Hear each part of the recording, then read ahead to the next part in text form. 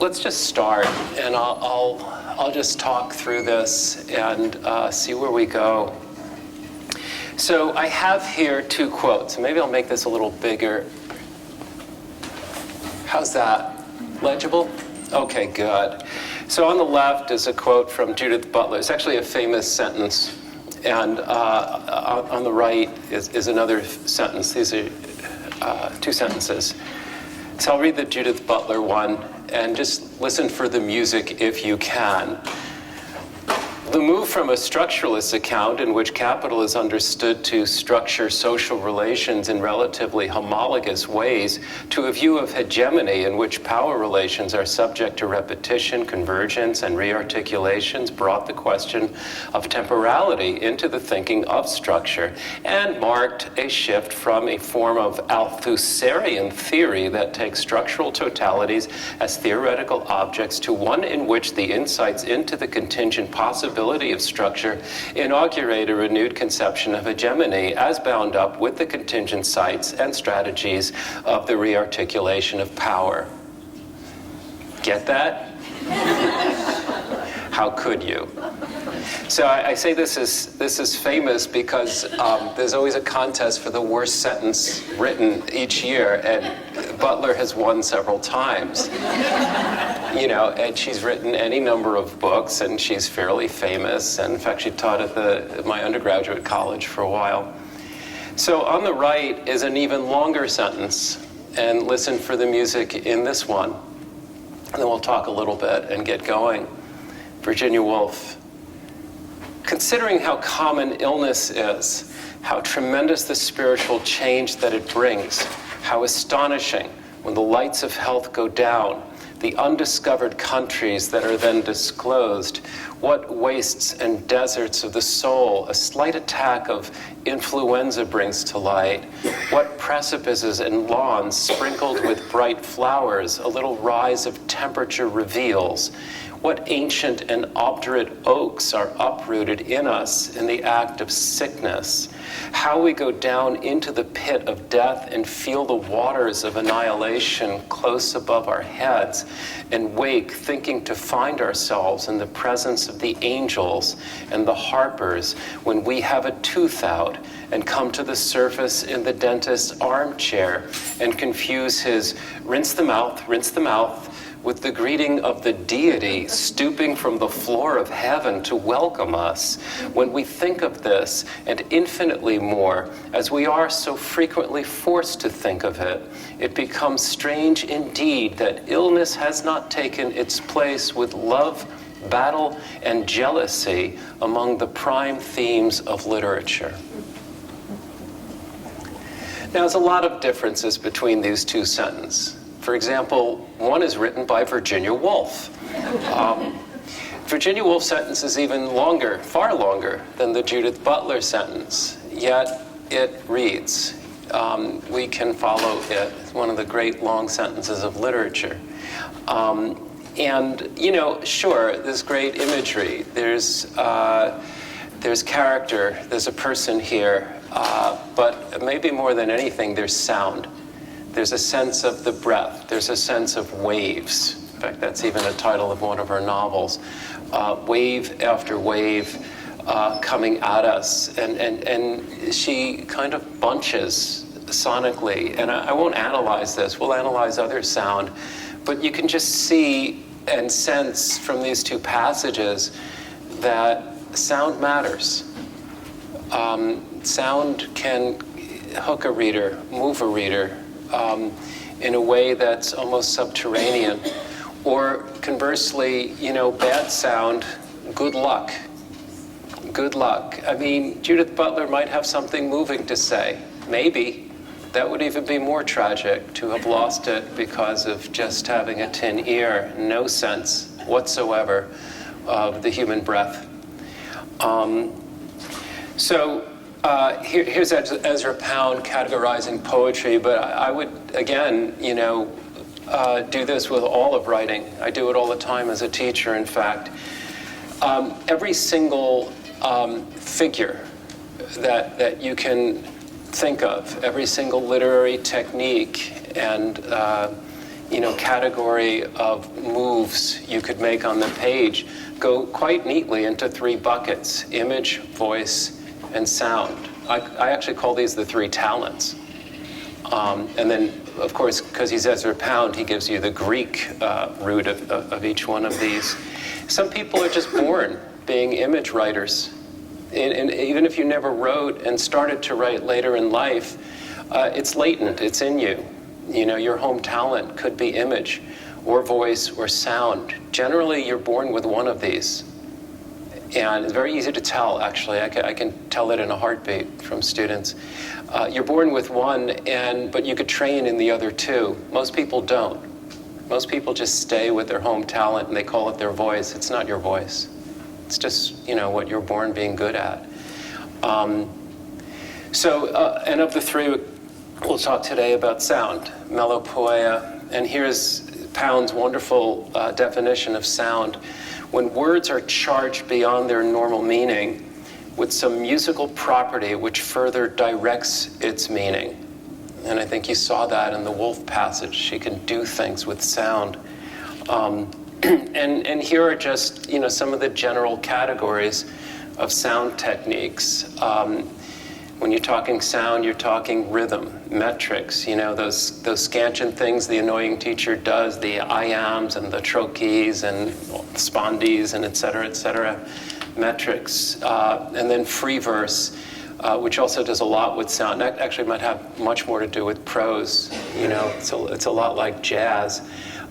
You might not hear the end of a line as easily in jazz as you do in a Broadway song, although it's the middles, it's the internal rhythms going on in jazz.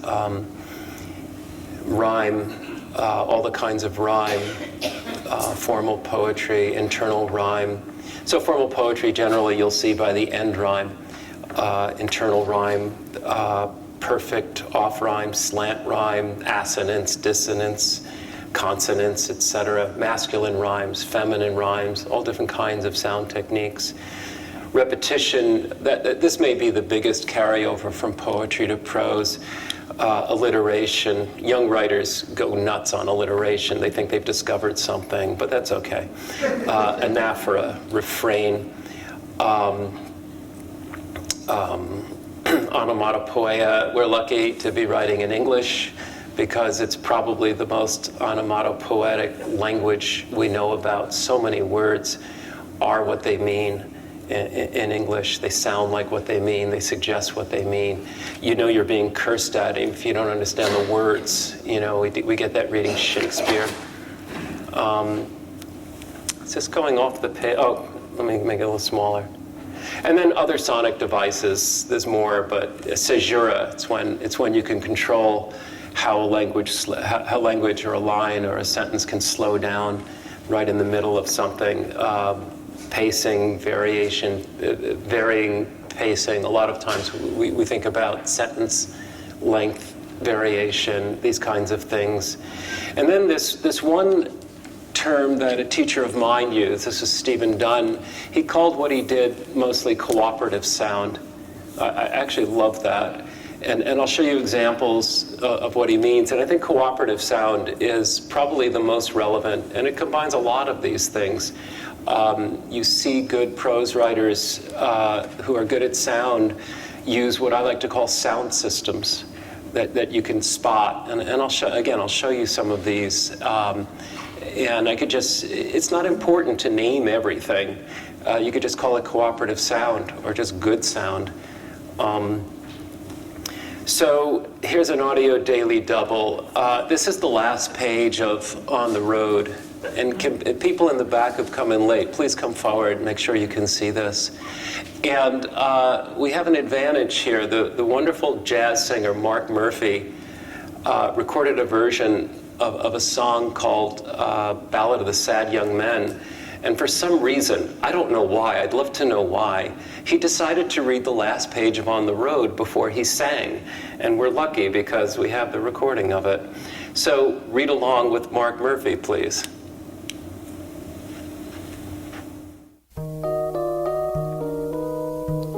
Dean ragged in a moth-eaten overcoat he brought especially for the freezing temperatures of the east, walked off alone.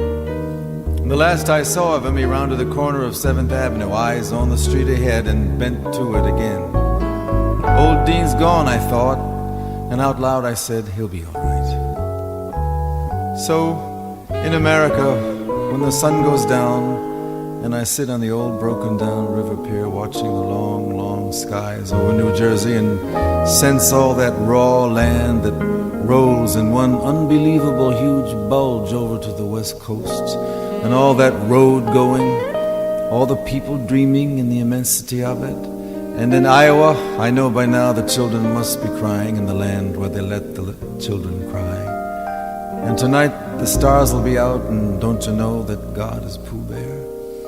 The evening star must be drooping and shedding her sparkler dims on the prairie, which is just before the coming of complete night that blesses the earth, darkens all rivers, cups the peaks, and folds the final shore in, and nobody knows what's going to happen to anybody besides the forlorn rags of growing old.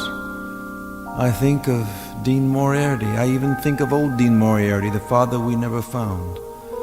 I think of Dean Moriarty. I want that guy to read my audiobook. Now, maybe Mark Murphy can read a Campbell's soup can and make it sound musical. He probably could. So, but I think there is something distinctly musical, extremely musical, great sound in Kerouac's writing, especially on this page. And I'd actually like to go through some of the cooperative sound, in this piece. So I'll use some color coding here. So first we have rhyme. Dean, eaten, freezing, east. That's not an accident. And then we have alternating with other sounds. Moth, brought, walked, off, saw. It's almost going, the E sound is alternating with the aw sound. The mouth is going this way, the mouth is going that way. And it's just sitting there for us. And it keeps going, corner. So we got, moth, brought, and corner, gone, thought, all. These kinds of sounds are just organized. They've almost attracted each other. And it's just there. It's just buried there in the writing. Similar in the second paragraph. Sun, down, on, down, long, long. All these uses of the N and the long vowels. Here's something interesting. So we have the rhymes of all, raw, roll, bulge.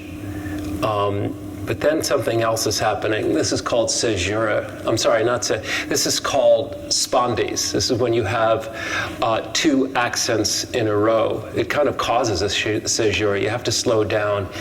One unbelievable, and then you have another one, huge bulge, west coast. These are equal, right? Huge bulge. You don't say huge bulge. Huge bulge, spondy. The interesting things about spondies is they're always next to what's called a pyrrhic, two soft sounds. Every time you see a spondy, you'll see a pyrrhic, which is so you have two quick ones and then the slow down of a spondy, unbelievable huge bulge over to the west coast. Marvin Bell taught me that. Marvin Bell, who was the poet laureate of Iowa, who taught here, he said, wherever you see a spondy, look for a pyrrhic. And it's natural. It happens. And Kerouac is just using the instrument of the language. Road going, people dreaming. It's almost a rhythmic rhyme. This is a beautiful set of syllables. I'd love for all of you to turn to your neighbor and say, and in Iowa I know by now. Can you please turn to your neighbor and say, and in Iowa I know by now? Isn't that beautiful? And in Iowa I know by now. I mean, it's almost like one word, and in Iowa I know by now. I have a friend, the poet Kurt Brown, who said, there's a lot of light in Little Italy. He just moved to New York. He's walking through. He goes, "There's a lot of light in Little Italy." It's like, and in Iowa, I know by now that there's a lot of light in Little Italy. And the wonderful, almost like a mirror sentence. It's almost like, what do they call that? A palindrome. The children must be crying in the land where they let the children cry, And it's a quote from Thoreau, "Let the children cry." It's just buried in there. It's another thing you do with sound is you can make a quote. You can bring in people, make an illusion, a sound illusion. Drooping and shedding, her sparkler dims on the prairie. Just gorgeous. The coming of complete night. So there's a little bit of that alliteration. Cups the peaks and folds the final shore in. Cups the peaks, folds the final shore in. Here's a great example of a caesura. Nobody. He's making us stop. Kerouac is dead, but the sentence is alive, and it's controlling our speed. And Mark Murphy, you can hear it in the recording, and nobody, just the control of the pacing. And then the rhyme here, nobody knows going, growing, old, the O sounds. And then, of course, the straight repetition at the end, same phrase again, with the beautiful variation in the middle. I think of Dean Moriarty. I even think of old Dean Moriarty. And then back to the original, I think of Dean Moriarty. And of course, the father we never found, more alliteration. Just remarkable sound systems running throughout, this passage. As a writer who just took care of sound. Loved sound. He loved jazz. And he said, why not do it in writing in some way or other?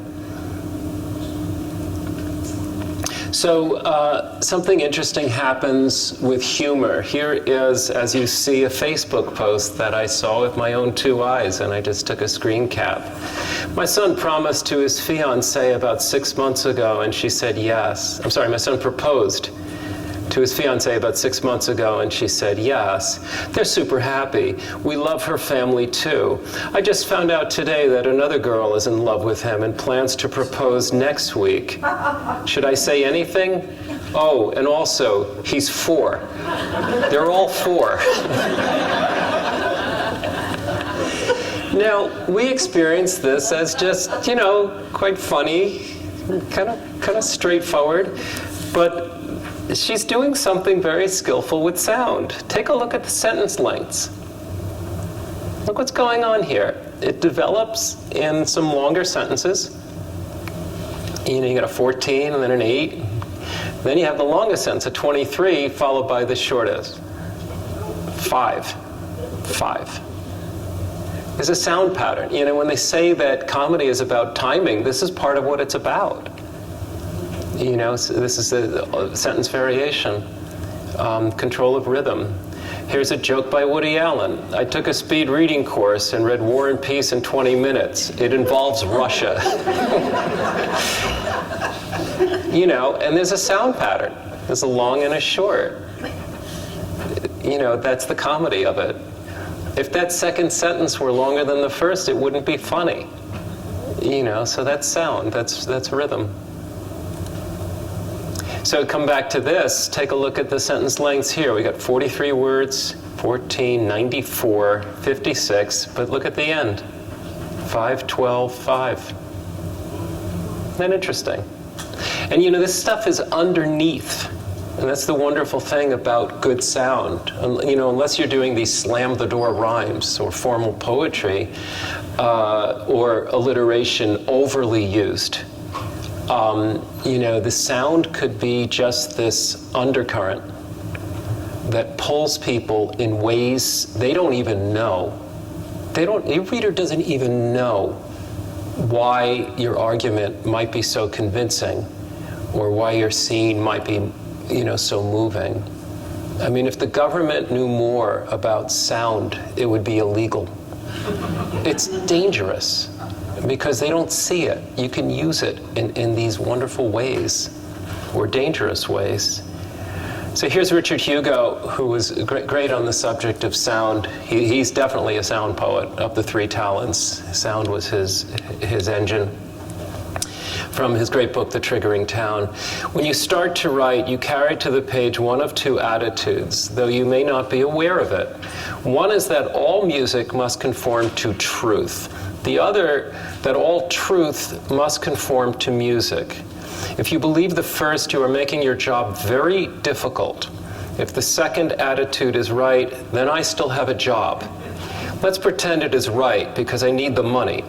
Besides, if you feel truth must conform to music, those of us who find life bewildering and who don't know what things mean, but love the sound of words enough to fight through draft after draft of a poem, can go on writing. Try to stop us. You know those last 4 one-syllable words? You know, there's a lot of music in this passage. Try to stop us. Beautiful ending. So yeah, all truth must conform to music. You don't have to believe this, but I'm going to suggest you have to assume this. You know, because then you might get better at sound. And, you know, let's pretend it's right, because I need the money. This is an example to me of just good sound, you know, convincing people, or at least pulling people, shoving a reader, persuading, magnetizing, all those great things you could do to a reader, but doing it with sound, not just, you know, fact and having everything signed and notarized, you know, because you got a degree. How's your sound? And so here's this wonderful rule that Richard Hugo set, but I think a lot of good writers kind of have this rule. Set an arbitrary rule that when I made a sound I felt was strong, a sound I liked especially, I'd make a similar sound 3 to 8 syllables later. There's a sense of instinct here, you know, again, cooperative sound. You know, it doesn't have to be exact when you're writing prose. It's probably better if it's not exact.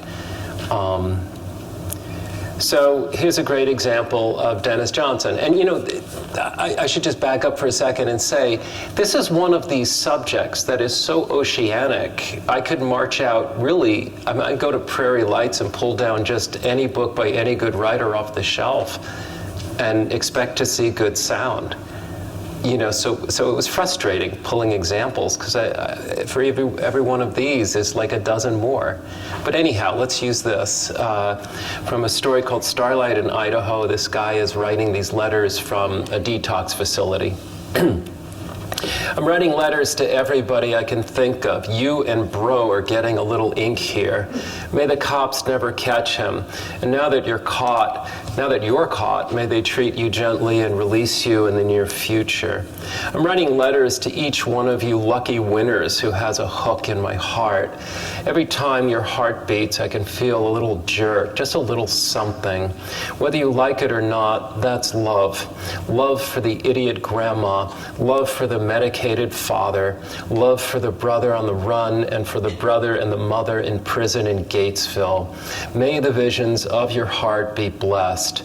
That's what I heard a preacher say on TV one time. May the blessings of the sun and the rain find us out.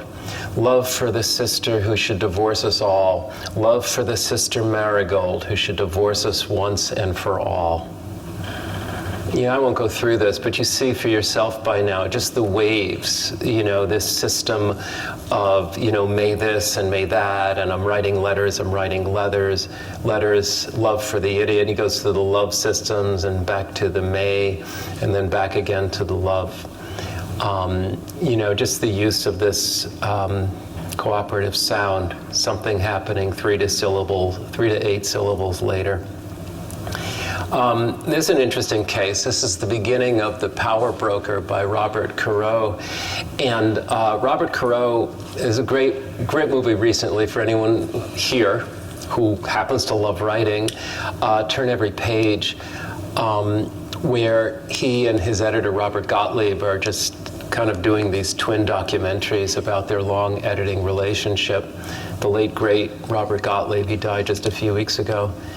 And, you know, one of the things Caro said about the obstacle of writing The Power Broker, I mean, this is a very exacting factual writer.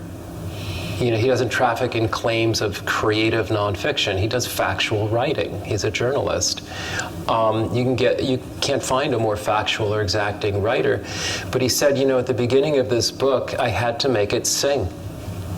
You know, he was faced with this compositional obstacle of having to present the magnitude of things that Moses had his hand in.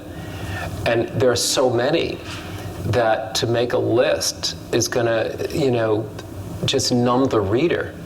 If I just write a litany of one achievement after another, he got to figure out how to make this sing. That was his word. And so I just, you know, I typed this out in Prairie Lights the other day. Let's have a look at the beginning of this. So Robert Moses shaped New York. Physically, any map of the city proves it. The very shoreline of Metropolis was different before Robert Moses came to power. He rammed bulkheads of steel deep into the muck beneath rivers and harbors and crammed into the space between bulkheads and shore immensities of earth and stone, shale and cement that hardened into 15,000 acres of new land and thus altered the physical boundaries of the city. Standing out from the map's delicate tracery of gridirons representing streets are heavy lines girdling the city or slashing across its expanses. These lines denote the major roads on which automobiles and trucks move, roads whose very location, moreover, does as much as any single factor to determine where and how a city's people live and work. With a single exception, the East River Drive, Robert Moses built every one of those roads. He built the Major Deegan Expressway, the Van Wyck Expressway, the Sheridan Expressway, and the Bruckner Expressway. He built the Gowanus Expressway, the Prospect Expressway, the Whitestone Expressway, the Clearview Expressway, and the Throgs Neck Expressway. He built the Cross Bronx Expressway, the Brooklyn Queens Expressway, the Nassau Expressway, the Staten Island Expressway, and the Long Island Expressway. He built the Harlem River Drive and the West Side Highway.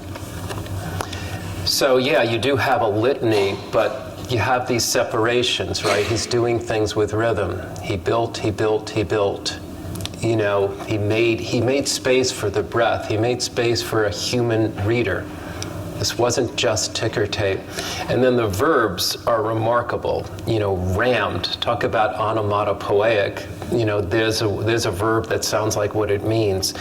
Bulkheads, muck, a great onomatopoeic word. He's taking advantage of these the poetic properties of English. Crammed, another onomatopoeic verb.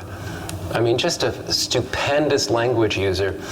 I mean, Thoreau is just so rare. He wins a Pulitzer every time out. He doesn't even care. And hey, I just rhymed. You know, he's just an epic researcher. And his ethics and just his factuality and the way he just will not state something that he hasn't run down. You know, the shoe leather of just getting the facts right and double and triple checking, combined with just tremendous sonic talent. Just a great user of language. He thinks carefully.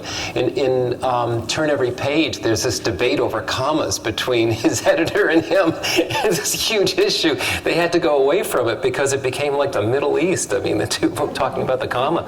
But you know, commas are about breath and rhythm. So here's another example of someone who is very talented with sound. You know, and his profession is not poet, but some would argue. This is the best stump speech I've heard in my lifetime, so let's enjoy Barack Obama. And on the right, the sound system goes from pie to Republican, and then he has a beautiful statement in the middle, then he comes back to a new repetition. You'll hear for yourself. I was in Ohio, in a small town in Ohio, traveling with the governor there, Governor Strickland. And we went to Georgetown, Ohio, in southern Ohio, because we were hungry and we needed a snack. So we pulled up to this diner where people told us that we could get some good pie. And I like pie. You like pie too? So we go in there and we say, all right, what kind of pie you got? And they didn't have sweet potato pie. They didn't have pumpkin pie. They had some cream pies mostly, which is okay with me. So I got some coconut cream pie. And Governor Strickland, he got lemon meringue pie. So while we're waiting for our pie, the staff come and they want to take a picture with me because they say, you know, the owner of this diner is a staunch, diehard Republican. So we want to kind of tease him a little bit by getting this picture with him. So we're taking this picture, and suddenly the owner comes out with the pie. And he looks at me and I say, sir, I understand that you are a diehard Republican. He says, that's right. I said, how's business?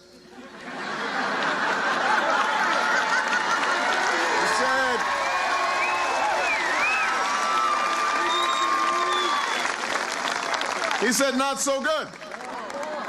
He said, my customers, they can't afford to eat out anymore.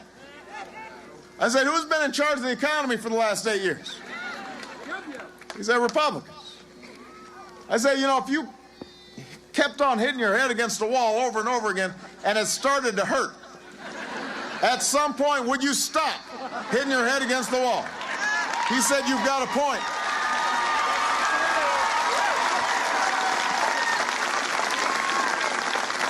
New Hampshire, the American people are tired of hitting their head against the wall. I mean, that's just unfair to be that good at language. I mean, incredible. And the thing about Obama, even extemporaneously, he was so concise, and you know, you don't hear extra words out of Obama ever. I mean, it's just an amazing habit, but just a natural, gifted language user, just great compression, you know. But, you know, look what he's doing with repetition. You know, it's just almost unfair. He got made fun of, not made fun of, but, you know, he was running against McCain, and McCain tried to say, you know, well, you know, I'm not this, don't listen to this silver-tongued, velvet-voiced, you know, person. I mean, he tried to get people to think that because Obama was so well-spoken, you know, it was bad. It was like, you know, I'm the dude who, you know, speaks in a less graceful way. Vote for me because I'm like you. I'm not this great poet, you know, like Obama. And, you know, they're just trying to use what they can, but, you know, they wish they were as good as him. What do we have? Okay, so I wanted to use one other example just from my own writing. So I published an op-ed recently, and again, you know, we don't usually think poetic sound or just good sound, you know, comes from a newspaper. Think again, you know, good sound ought to come from any good piece of writing, even a Campbell's soup can. So I'm writing this op-ed. It's about defending democracy. It's about libraries. And I get to this one paragraph, and I'll just read it, and I'll talk a little bit about just one sound technique that I used here. Cannot think of an institution more democratic than the public library, founded by Benjamin Franklin in 1731 to improve the general conversation of Americans and make tradesmen and farmers as intelligent as most gentlemen from other countries. People come daily to libraries with questions about their government, their gardens, their genealogy. It's that last sentence that I worked on, and it's those 3 G words that I used. Now, I could have listed 1,500 subjects that people come to the library to look up. Why do you think I went with 3 Gs? And I'll take hands. But Alliteration. Alliteration, government, gardens, genealogy. Yeah, I was interested in sound, although technically genealogy is a different sound from gardens. You got a Joe with a G, but people see the G's. But it also does double duty as well. I wanted to suggest, one volume of an encyclopedia. This is just the G section. So the alliteration also helped with that suggestion. I didn't have space in the Tampa Bay Times to list, all the different subjects. So let me just choose 3, with G's, and maybe that'll stand for the rest. That wound up being one of the most important sentences. It doesn't convey my main point, but in the letters to the editor, clearly people identified with that sentence. I use the library for ordinary things. Why are they attacking librarians? Why are they calling them pedophiles? What's going on here? And that little sentence did a lot of work. Because, I just looked up the planets. I just did a book report, whatever they're doing. I just did my taxes and researched it in the library. Go ahead, you had a question. What I see in that too is you have government, which is kind of that out there thing that we're all supposed to participate in, but it's out there. Gardens, that's our backyard, and genealogy is our history. So you've kind of got a sweep of time in there. Yeah, thank you for saying that. Yeah, so I thought carefully about those, and you want sound and sense. I'm about to mention that. So I definitely wanted something personal, something governmental, government, and then maybe something, a little more internal or spiritual or what have you, genealogy. So I did want to, cover a few different things, but could I do it with the letter G? And you could try another sentence like this, using another letter. So I was thinking about sound, right in the middle of this op-ed. So here's another sentence from the op-ed. This was the most important sentence for me. In fact, I raised it to the title. Book banning isn't a culture war any more than cross burning. Now, this sentence I thought carefully about too, and I thought about it, in many ways, but also in terms of sound. Book banning, cross burning. These are bookends. And because I wanted to put the ideas right next to each other in the same sentence, it's no accident that they have the same rhythm. Book banning, cross burning. I wanted that. I wanted people to see these as the same, or at least sonically as the same. And then in the middle, you have culture war anymore. I can tell you it's not an accident. I wrote it. So you have a sound system going on in here. This, folks, is Italian sonnet. This is the sandwich rhyme. If you take a look at, this is just an Italian sonnet. I think they call it Petrarchan. William Wordsworth, this is from The World Is Too Much With Us. The end rhymes of soon, powers, hours, boon. It's a sandwich. Neil Young uses it in a song called Don't Let It Bring You Down. It's only castles burning, find someone who's turning, and you will come around. A-B-B-A. It's a pattern. And it's a pattern I knew well from, being a poet, being trained as a poet. But, more than anything else, my goal was to land that thought in the middle of a red state, in the largest paper in Florida, and I called on sound, to help me. So, how could we improve our sound? This is where I wrap it up and give you the message you can take home with you. Some of you are already probably pretty good at sound, but I'll just go down a list here.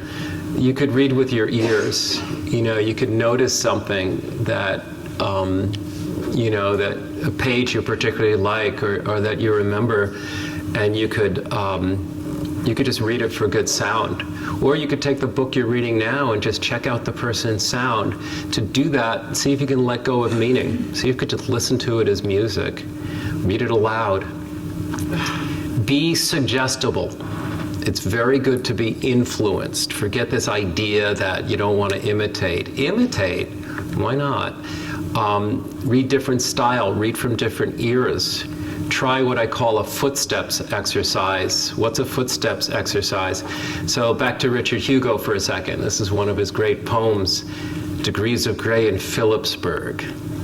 You might come here Sunday on a whim. Say your life broke down. The last good kiss you had was years ago. You walked these streets laid out by the insane, past hotels that didn't last, bars that did, the tortured try of local drivers to accelerate their lives. Only churches are kept up. The jail turned 70 this year. The only prisoner is always in, not knowing what he's done. Is the first stanza of just a masterpiece of a poem by Richard Hugo. And I wanted to get closer to Hugo, so I did a footsteps exercise. I tried to imitate syllable for syllable, article for article, adjective for adjective, noun for noun, verb for verb, just a little bit of Degrees of Grey. So here's my version, but with my own words. Instead of you might come here Sunday on a whim, maybe you have trouble with your face. It's just me just trying to walk in his footsteps sonically. Say your life broke down, like a 5th grade girl. The last good kiss you had was years ago. Your new best friend renamed you Indigo. And what I'm doing is just, fitting into his sound. It's a little bit wacky, that's okay. It's a fun exercise. Then I said, oh, maybe I could do better than that. Let's try a revision. This one big crime she'd pull would break Detroit. It was fun looking for that last word years ago, ago. I can't say Cincinnati because that's not the same rhythm as ago, but Detroit is. Technically, it's a trochee. Long, short, Detroit. I'm sorry, it's an IM. My apologies. It's like a heartbeat. Short, long, ago, Detroit. You can't say Memphis. That's a trochee. Detroit. So it's a footsteps exercise. These aren't easy to do. I did the same thing with the opening of a Jane Austen novel, just to study what she does with sound, just a different person, a different era, to give myself new notes to play, to train in sound. And again, it's difficult to do, but what happens is you come away under a kind of a spell, and then the next thing you write, you start to see that you have some more music in you, or you've been influenced by the music. You've been reading a lot of Richard Hugo, and suddenly your language got noisier. Because he's a pretty noisy poet. Things crash in really quick, and he's very abrupt, no extra words. Or you've been reading Virginia Woolf, and suddenly your sentences are a little longer, with more breath in them. And you're influenced, again, be influenced. So that's something. Try the footsteps exercise. Edit with your ears. Maybe that's the most important thing here. Listen to, what you're writing. You're working out the sense. Let go of sense for a while. Work out the sound. Where is it lumpy? And again, you don't need fancy words. You can hear lumps. You can hear where things are just, awkward. Where does it drag? If it drags on, that's a problem. Nothing can be both good and boring. Think about it. And again, assume that if the sound is off, so is the sense, so is the meaning. Here's the quote from Duke Ellington: if it sounds good, it is good. Here's my version: if it isn't music, it can't be wisdom. Actually, devised this motto while teaching the writer William Zinsser to write poetry. Zinsser is a great prose writer, not a poet, but he was losing his eyesight late in life, and he retired from prose and asked me to teach him to write poetry.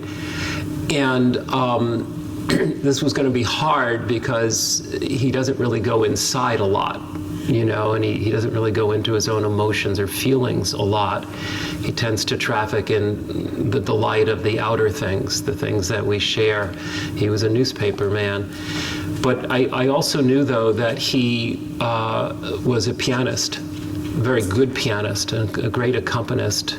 And he loved American song, he loved jazz. He had actually written a musical that I knew about.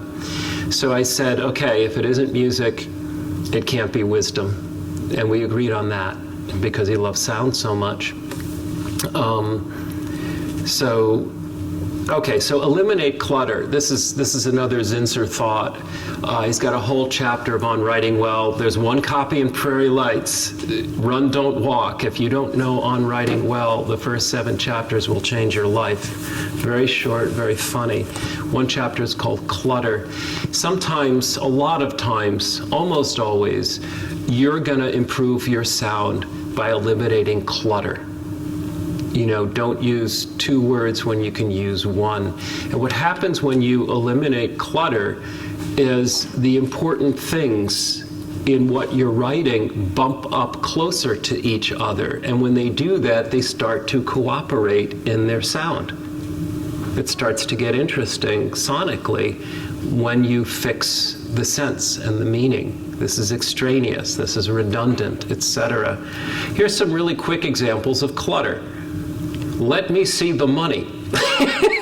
My friend was watching the Cubs and the White Sox. He was a White Sox fan and a writer. He was behind this lady who was wearing an annoying hat with a big cub on top of it, and they had to keep looking around her to see the game. And she suddenly shouts, "Let me see the money." And my friend is just really annoyed by this. It's like she can't even get that right, and we know the line is, "Show me the money. Let me see the money." And then my friend started imitating her and shouting, "If you have funding, could you please submit it?" And like all the bad ways to see "let me see the money." But here's a little exercise. Try to devise a sentence that says the same thing as "show me the money." That's as good as "show me the money." That's not somehow less effective. You could try. I mean, "Where's the beef?" That's another one. Here's a line from a really good folk singer named Mike Scott. "If you want to give God a laugh, just show him your plans." And he needed the rhythm. He was writing a song with long lines. But the original is far better. It's a Yiddish proverb. Man plans, God laughs. It's just better sound, and it's less cluttered. So just eliminating clutter in your writing can go a long way, to improving the sound. Try a page-long sentence as an exercise. And, we saw this with Virginia Woolf. And the sense of this exercise is, in order to keep that sentence going, in order to keep it understandable, readable, and at the same time to draw it out, you'll probably resort to some interesting sonic things instinctually. You'll be using commas, you'll be using dashes, you'll be controlling speed. At times it'll speed up, at times it'll slow down. You may have a litany, a list somewhere in the sentence. You may arrange that list, the way Robert Caro had to arrange his list in a way that kept the reader alive. It's a great exercise. And then after your page-long sentence, try a real short one, and see what you can do with the effects. Take a poetry writing class. There are people who've taken class with me who do not plan on being poets, but they're taking poetry classes with me because they want to improve their sound. They want to improve their prose. I like to say that good poetry is good prose on the way to something higher. It has to be good prose. but it's got other things to do. Or that poetry is writing on the molecular level.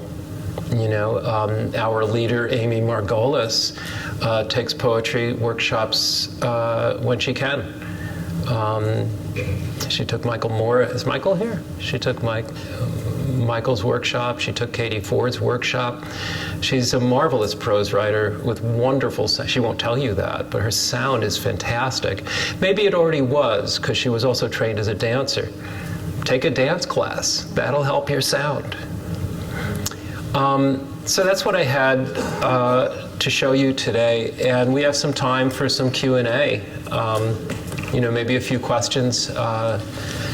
What's coming up for you? So I have to ask you, this doesn't have anything to do with poetry for prose writers, but what was the response to your op-ed? Oh, the op-ed. I got calls from a lot of libraries to please come and visit. Because at the end of the op-ed, I announced my Red State Library tour. I hope so. Thank you. So a lot of Iowa libraries called me. Tonight I'll be, if you want to come to a library talk, I'll be up in, where am I going tonight? No, Grinnell is tomorrow. That's the Drake Library. It starts with an M. Anyway, it's near Cedar Rapids. What's that town just to the right of? Marion. Marion. I'll be up at the Marion Public Library tonight. And then next week I'll go to a bunch of libraries. So yeah, I said in the op-ed I'll do a book talk for free at any library that wants me to come. It's just it's an op-ed about protecting democracy. Just doing my part. I mean, they're calling librarians pedophiles. Give me a break. Librarians. It's kind of like what they did to Fauci, except there's like 125,000 Faucis in the country. I mean, these librarians. So, any other yes, questions, gentlemen? Who are some new poets you're reading or that you would recommend? Well, Dennis Johnson, you saw some of his prose, but he's a fantastic poet. The Incognito Lounge is just an amazing book. But my God, I mean, that's a Pandora's box. Richard Hugo, you saw here. Richard Hugo, even just the sound of his titles, The Lady in Kicking Horse Reservoir, Good Luck in Cracked Italian. Poets, though, there's a lot to do with feeling. People have favorite poets for reasons they ultimately can't explain, and people have poets they can't stand also for reasons they can't explain. But I would say go to an anthology. There's a great old anthology that they have at Prairie Lights. I think it's in the used section. You get it for cheap. The Voice That Is Great Within Us. And you just go through, an anthology and see who you fall in love with, and then go look up their books. But there are remarkable poets, particularly for sound. Contemporary poets don't work with sound as much. Sound is kind of dying. The poet Michael Waters has excellent sound as a contemporary poet. But any poet that's effective is going to be good at sound. Similarly, on the prose side, do you have any authors, additional authors that you'd like for sound? I mean, again, it's an oceanic topic. So this gentleman, what is your name? I'm sorry. I'm Garth. Garth, thank you, Garth. Garth is asking if, who I'd recommend with great sound as a prose writer. The topic is oceanic. If a writer has achieved, any kind of, notoriety and greatness, it's probably for a reason, and they're going to have good sound. It's just one of the things you take care of. I'm reading a novel called Suttree by Cormac McCarthy now, and I just stop every now and then and just say, wow, the sound and the music of this paragraph and that paragraph. I mean, he's absolutely remarkable.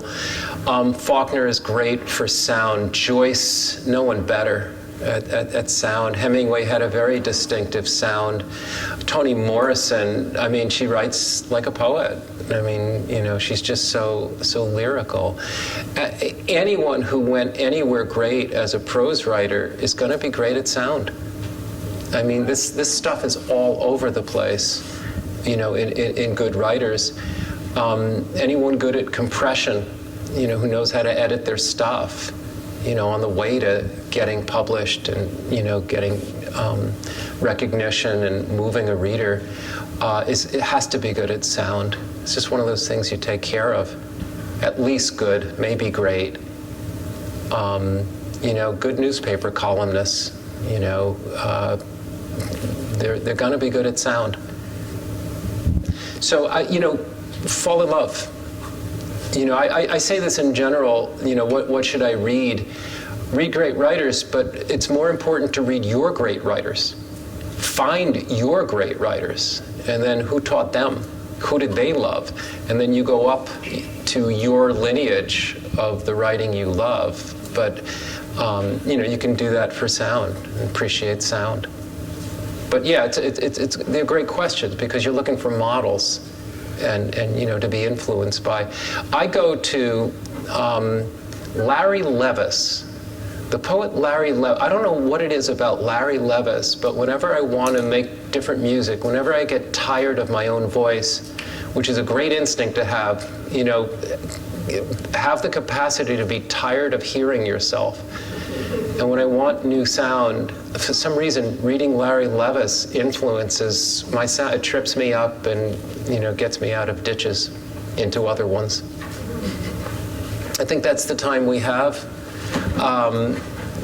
Thank you, Mason, for holding this. Thank you. And thank you all for coming.